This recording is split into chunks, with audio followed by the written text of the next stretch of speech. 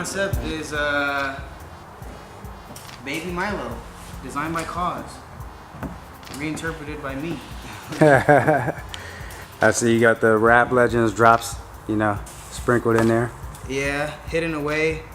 Also a circle logo right here. Got it.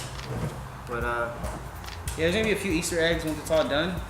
Some hidden gems, if you can find them. So how long is it going to take you to wrap the car? I think most of it will be done today.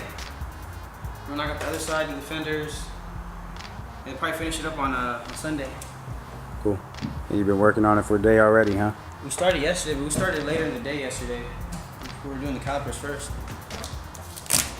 So is it harder or easier to wrap the Lambo than the other cars you get in here? Like big trucks, like the 4x4 I'm looking in the background. It's pretty easy so far. It's a pretty straightforward car. Flat panels, some curve over here, but it's pretty easy. Just taking my time as usual.